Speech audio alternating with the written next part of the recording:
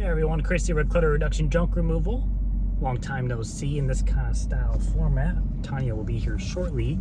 We are going to pick up the trailer really quick. Going to be going to do a small garage pickup for a repeat client that was used us like over like a year and a half ago. It's not super close by, but you know, good thing about having your trailer wrapped and your truck wrapped or having some kind of signage is that you get truck branding on the way to your jobs. We've had a couple people be like, hey, I just saw your magnet on your truck.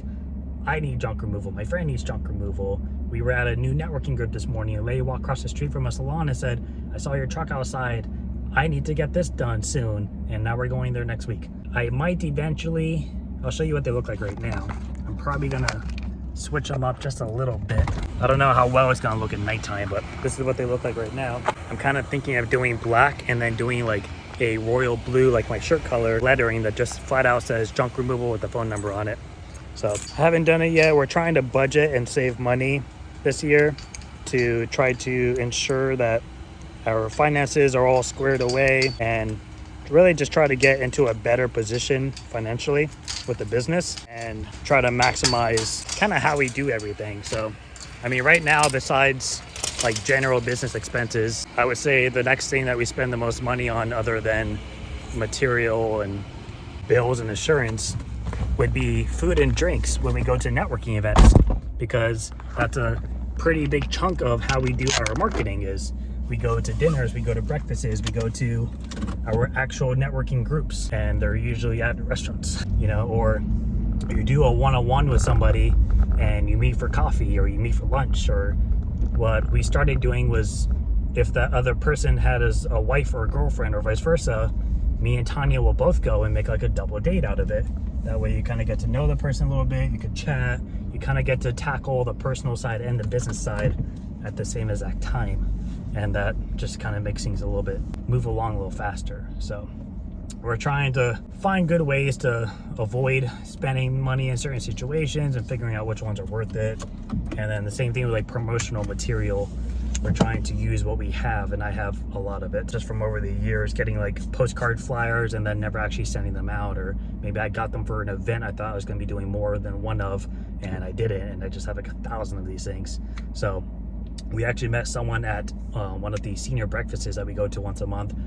She was like, I have tables and I could probably squeeze you in last minute because our service would be so perfect for her event. And she's like, it's free. And I was like, okay, I still have my table covered, and we'll just bring our brochures, which we have a pretty good chunk of, and I'll bring a bunch of flyers, which I actually have some in here, but they're buried under cards, and we'll just pass those out. And then we'll probably go on Canva and make up like a decluttering tips style kind of video for some advice and some information that way, where people can actually take home something to learn versus us just promoting ourselves. So that should be pretty cool. Other than that though, you know, business is business. We're marketing.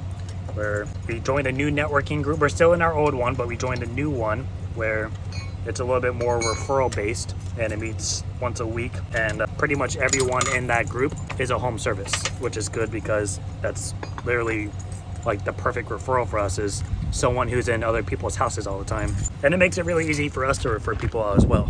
So that's that, and we've been keeping pretty busy. First couple of days of January were a little slow, and then we had a very busy like 4 days. Like we made more money in those 4 days than we normally make like in a week and a half. And then it got slow again, and then we had a couple of jobs, and we have a couple of cleanouts kind of pending that we'll be giving estimates for tomorrow. And then beauty 40 on this thing.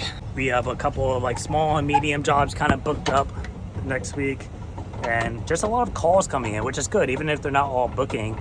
And I always have to remember to ask how they heard about us, because even if we're not booking the jobs, it's good to know that like, okay, 10 people this week found us through Nextdoor. We've been trying to push more on Nextdoor, and you know, stuff like that. You know, whether people don't book with us could be for a few reasons. It could be price related, it could be availability. They might think we were free, but the fact of the matter is that they inquired with us, which is typically the hard part, is getting those leads. So we need to make sure we keep track of that stuff. I don't keep track of literally just every single phone number that calls me, because sometimes they might call me when I'm driving, or you know, I'm on another job and, you know, it just slips my mind. But for the most part, I have a pretty good idea of like, okay, this week we had quite a few people say they found us in Nextdoor or Facebook or, you know, something along those lines, or Google. Tomorrow I'm giving an estimate for a clean out for a realtor that I think she found us on Nextdoor as well. And then we have one of the guys from our new networking group, first day there, and he already sent us a referral for a realtor who needs a clean out in our city. So nothing crazy yet, but you know, we have a goal of how much we roughly want to make each month, and that amount is like suitable for us paying our bills and, you know, setting money aside and paying down what we need to pay down in the business and getting everything just covered and allow for adequate room for profit. And then of course, if we make like a really high month, that's just more money to put away. And we're trying to be more smart about it, like open up like a high yield savings for a business account. So instead of just leaving the money like in the savings account, like we have our own high yield savings for personal use, that's where our emergency fund is in, but we want one for the business. So let's say we save up 10, 20 grand throughout a year, we can put that in there and allow it to accumulate higher interest at 4.5 or 4.7%, if I can find the one with our bank. And that way we can go ahead and make a little bit more interest on what we're already saving. So of course then you have to pay taxes on your interest, but it's still more money, and you know, at the end of the day it's more money. We're also looking into just more like self-employed accounts, like a SEP 401k, and you know, maxing out our tax advantage accounts like a HSA and things like that. Gotta finger this chain here. So just trying to do things that make more sense for us. Tanya is with me full time, and we're gonna be filling out the paperwork to get her legally with me very shortly. And then yeah, so that's just kind of what we got going on here. She's doing pretty well in the business as far as like on jobs go, and she's keeping up with marketing now that she's like, this is my only income, let's take this more seriously. So we're just gonna try to find our happy groove. You can see a bunch of yard signs behind us. We're trying to just get everything into a groove and, you know, try to be consistent with our marketing, and follow-ups is the big one. Following up with clients, following up with people we meet at networking groups, and then keeping in touch, whether that's once a month, once every 2 months, of just reaching out, just saying, hey, just checking in, see how you guys are doing, you know, how's business, how's the real estate life, this and that. You know, just general human stuff.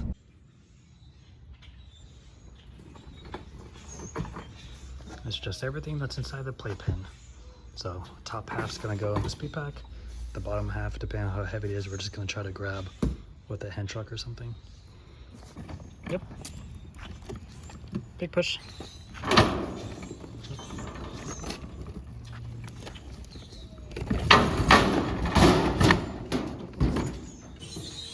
So the compromise, instead of trying to put it on a dolly and have it punch through the middle, yeah, just sat it on a hand truck and carried it out. So that's it.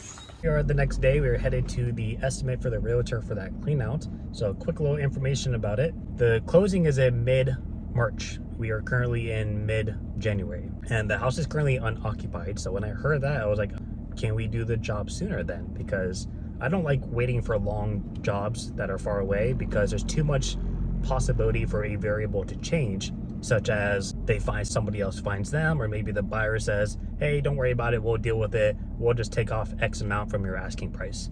And that's a very common situation. So I try to avoid those and push for earlier as much as possible. And if I can't do anything about that, I make sure to stay followed up with them by calling every week and a half, every 2 weeks, to make sure that they are constantly hearing from me and that they don't forget, because that is common as well. So that's my reasoning for it. Now, when I asked if I can do this earlier, she said absolutely. So that's good.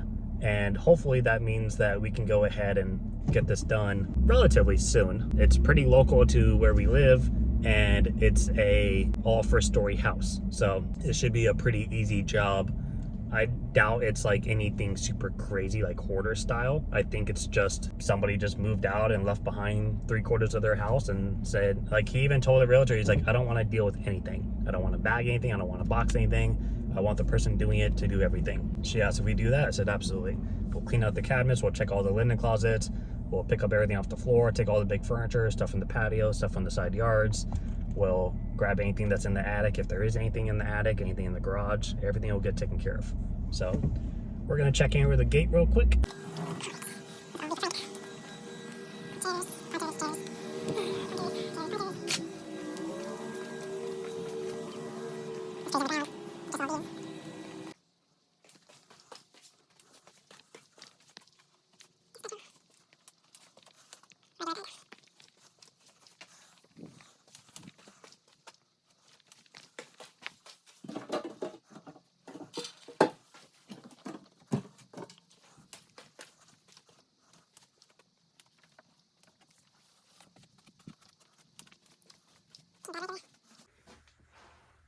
This big ass thing.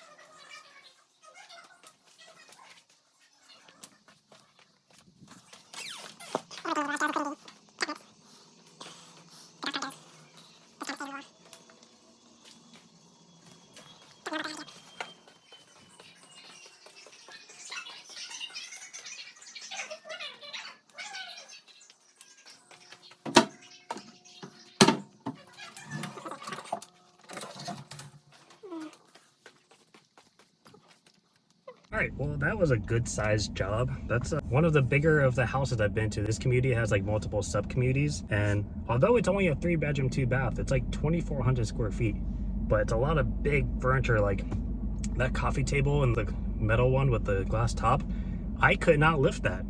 I wasn't trying to lift it too hard because it had a bronze statue thing on it, but I like to just try to just move it just a little to see like, okay, is it liftable? I could not budge it. I'm super curious about it. I almost wanted to like take the statue off and just be like, just give me a minute, let me see something, because that thing was not moving. I just imagine it's the frame's probably cast iron and it's just polished, which I've seen before. And then of course the glass top, but the glass didn't seem super thick. The thick glass top is actually on the dining room table. That's a 5x5 table and it's 1 inch thick. If you're not familiar with glass, that is heavy. So I kind of was asking her, I was like, do you know if there's like a budget in mind? Because, and I was basically saying like, this is gonna be a big job. It's like, I showed her our truck. I was like, look, our truck is on the larger end of most junk removal companies, especially franchises. Like our truck is like 4 cubic yards bigger than 1-800-GOT-JUNK. I was just trying to give her a price comparison because everyone knows what 1-800-GOT-JUNK is. And I was basically telling her, I'm like, that's a lot of big bulky furniture that's gonna kill the volume immediately. And therefore it's gonna be a lot of loads, and the loads are all priced the same. So I told her, I'll send you over the price. If they rebuttal about it, let me know what's more adjustable for them. I'll try to work with you on it because this is gonna be a big job. But if I have to lose a little bit here and there to get the job, then it's still worthwhile for us, of course. But it is gonna be a lot of work. And actually, it'll be more work on our end. And that's what I was telling her, because she said she found us next door, and one of the things she saw that really stuck out was that people talk about how we like to donate and that we actually do donate. And was telling her, because she was asking me like, you know, how would we basically tackle this job? And I said, I would plan on about 2 days roughly. And if the first day I realize like, okay, this is taking a lot of time, then what we'll end up doing is we'll just get a big U-Haul, so that way we could tackle it all like at once, and then we'll deal with it on our end, because a lot of that big furniture we're not going to be able to bring to your standard commercial donation center, not in our area. All the glassware, the pots, the pans, all the stuff in the kitchen, all that stuff I can bring to our donation lady and she'll bring it to her church. All of the food, if it's unopened and not expired, we can bring to the food drive.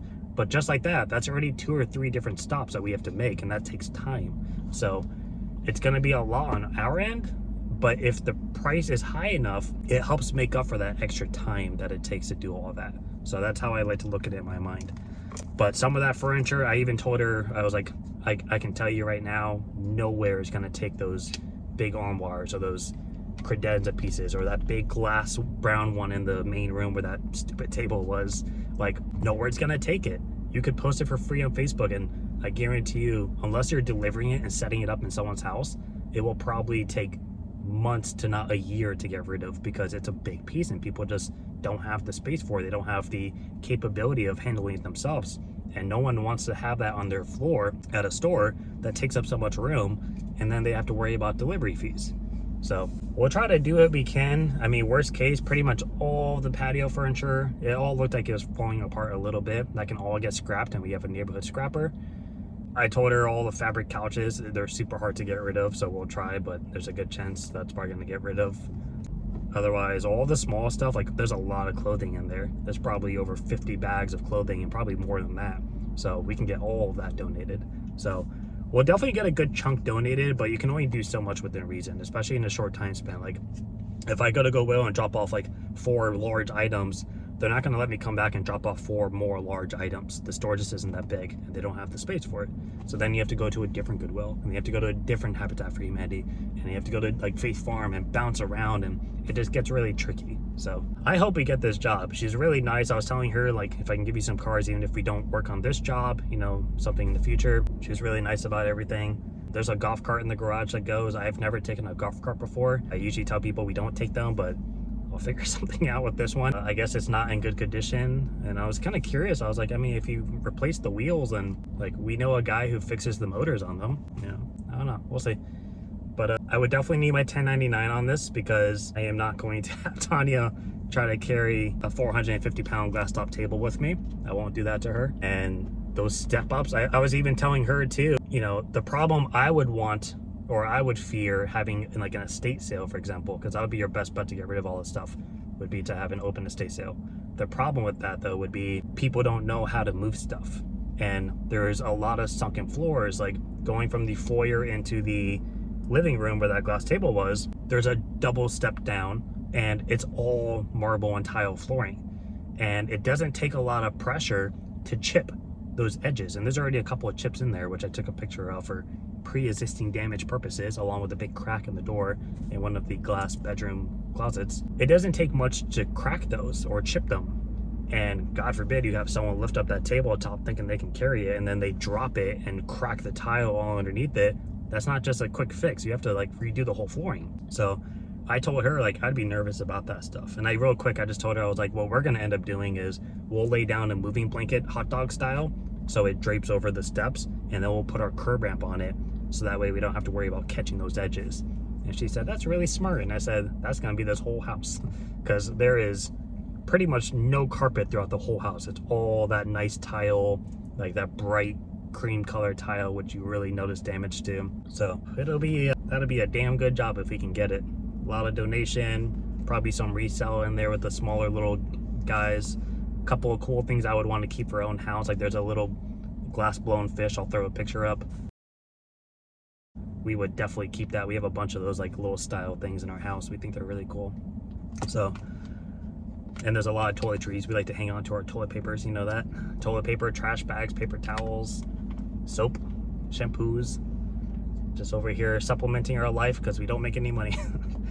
So I'm gonna go ahead and figure out, I wrote down all my notes on my phone, took pictures and did the walkthrough video. Now I'm gonna add it all up on my notepad, send it to her.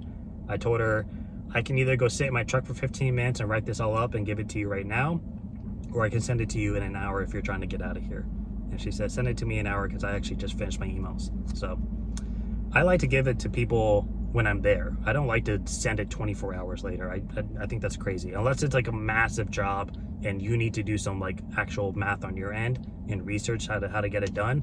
I don't think you should be taking more than like an hour to send somebody a quote. That's just me personally. Like you should be able to just walk in, again, unless it's huge, but you should just be able to walk in and be like, okay, this is gonna be half a truck, 3/4 of a truck, one load here, 1/4 of a truck. We have to bag up all this stuff. This is gonna take extra time here. This is gonna take time here. We have a long walk here. You should be able to just sit there and process it all in your mind and just add it up in your Invoice app or whatever you use. That's what I do. I just assume that's what everyone does. But we're gonna head to the dump.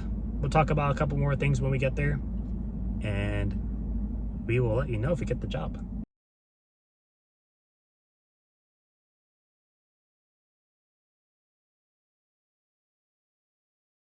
We just weighed in at the dump, came out to $10.92 for that job we did yesterday. Florida has a $10 minimum, which is pretty much 500 pounds. Thing I showed in the estimate, that's probably one of my favorite things about the Invoice app that I use, which is called Invoice Simple. And it took me a long time to realize that there's actually a referral link for it. So if you don't plan on using Andrew's autopilot for any reason. Not that that's my case. I plan on switching over eventually. I have found the Invoice Simple to be incredibly helpful and easy to navigate. The only thing it doesn't do is your typical CRM stuff. It's literally just an invoice app. But if you have PayPal, you can take payment through it, which is pretty cool. I have had issues with PayPal in the past, so that's not something I ever have interest in really doing. But I just use my score reader for all of my payments. But I think one of my favorite things about it is the pictures. So when you give an estimate or you do a job, you can take before and after pictures and include that in the estimate if maybe your client is away, or in case anyone ever tries to say, you didn't take this, you didn't take that, or you damaged my floor in the process, or I don't know if it was when you moved it off the wall but you caused damage. And I was like, no, I didn't. Here's the picture of it when we left. So it's just like a little bit of a form of security. But also for estimates too, if I go into someone's apartment and they say everything goes, and I'm like, okay, great. And I take pictures of each room from a couple of different angles, so I get pretty much everything, and the closets and stuff. And maybe they tell me like, hey, the 2 nightstands are gonna stay and the dresser's gonna stay because I'm gonna give that to my sister. Okay, great. When I take my picture, I'll include in the description, all those just said photo number 1, 2, 3, 4, whatever. That's because there's no notes, but I can add notes that are titled and then a description note as well. And I could say 2 nightstands and dresser stay per request of client. So when I send that estimate, my estimate doesn't include those items. And when I go to do the job, if I have everything loaded up and they say, what about the 2 nightstands and the dresser? I'm gonna say, you told me that you were giving those to your sister. I can show you the estimate where I wrote that down and you signed off on it. So it's just a form of security. We've had it happen all the time in the moving company, and I've had it happen a couple of times in junk removal, and it's just a way to kind of keep that from coming up. So it's not like a legal foolproof situation, but it helps a lot. And I also really like using it when I'm working with a realtor or I'm working with someone who's out of town, especially for senior living facilities. When we go to these places to clean out the remains of an apartment after their parents pass away, and they're in Missouri or they're in Virginia or something.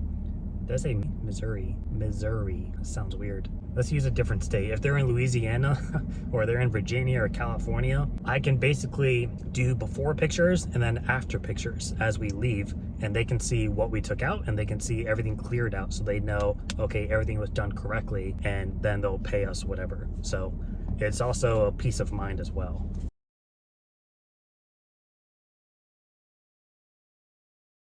But I really like that app. Like, the only reason I'm switching to autopilot, and Andrew's probably gonna see this, is because you can do the additional marketing things.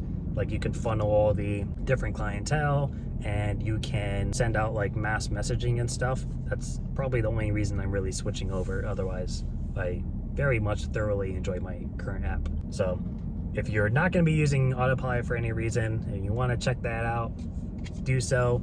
But I do think you should check out autopilot to give it a chance, because it definitely has a lot built into it. And I think there's even a scheduling thing in there too, which we don't use. We use Google Maps.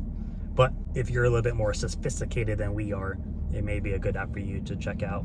And if you are less sophisticated like we are, then maybe the Invoice app would be better. Who knows? So I am going to go through all my notes and line up our next week. So I think that'll be it for today, unless another job comes up. And hopefully we get that estimate, because that is about 75% of what our monthly goal is.